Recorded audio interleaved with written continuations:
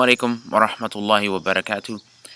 Well, we talked about in the introduction about youth development. So, what I wanted to do was give you some quick tips, 3 or 4 tips, and they're not from me, but I just wanted to elaborate on some tips that Ali radiallahu anhu, the cousin and son-in-law and the fourth Khalifa, the fourth Caliph of Islam, that he gave when it came to youth development. So, Ali mentioned that to play with them for 7. So he's reported to have said to play with them for 7. So he's talking about children and as they're growing up. So with them for 7, then discipline them for 7, then befriend them for 7, and then let them go. Okay, then let them go. So essentially, Ali here is giving us kind of a roadmap for youth development. Now, many of you have heard this before, but in a practical sense, what does that really mean? Right? Practically, what does that really mean? So I wanted to touch on it, and if you wanted more detail, I did a longer presentation on this with a Rahma school in outside of Baltimore in Maryland. I can give you some of that information. So just email me at Jose Jose dot openminds@gmail.com. Again, Jose.openminds@gmail.com. So you can share this with others who you think would benefit. Oh, by the way, if you can see behind me, my family and I, we just bought a farm out here in western Maryland, and very soon we're going to be having halal and tayyib products, meat products, and other products that'll be available to the community. So you stay tuned for that. So we're out here now.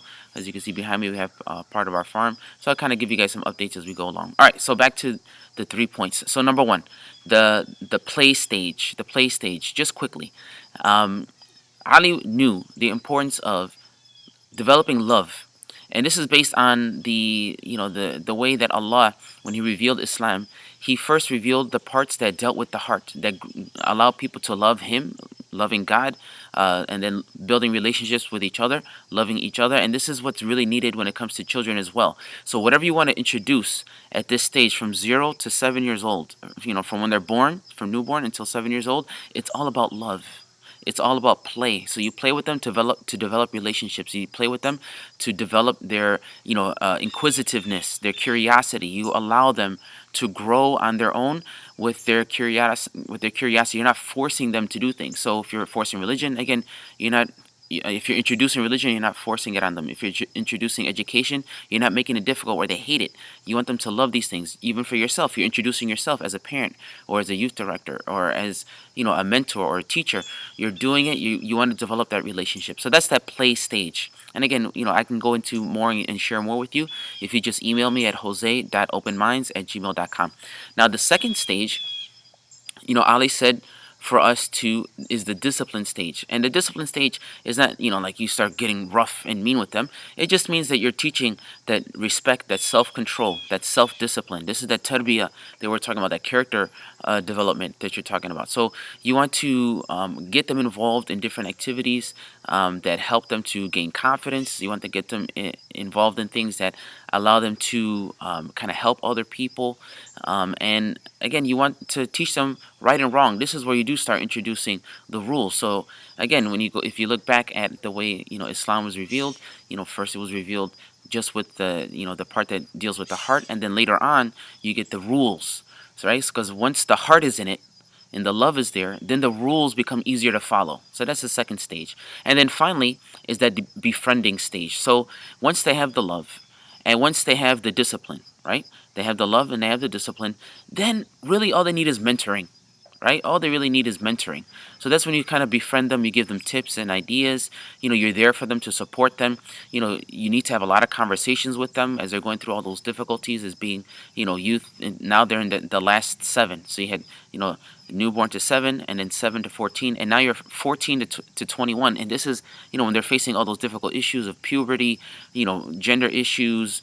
Now there's Islamophobia, there's extremism out there on both sides of the aisle, or extremism of there's no God, and then extremism of the wackos that are out there. So this is where they need a lot of communication, they need friendship, they need mentoring, and this is where we have to be there for them. So again, those are the 3, and after that you leave them alone. Not leave them them alone in the sense that, you're out of my house, get out of here, kind of a thing. But just leaving alone is that now they can make some mistakes and they're starting to grow up, and you're still there for them, and you're still doing the other stages. It's not like you leave the love alone, or you leave the discipline alone, or you leave the friending alone, but you kind of allow them now to grow up a little bit, and you give them a little bit more space. So this is our first tip. Again, more information, jose.openminds@gmail.com. Make sure you share this with everybody. Let them sign up on the website for the email list so they can benefit from these videos. I might be posting some little articles and PowerPoints and stuff like that to kind of go along with a lot of these talks. But I hope to see you next time. Take care and God bless. Assalamu alaikum wa rahmatullahi wa barakatuh.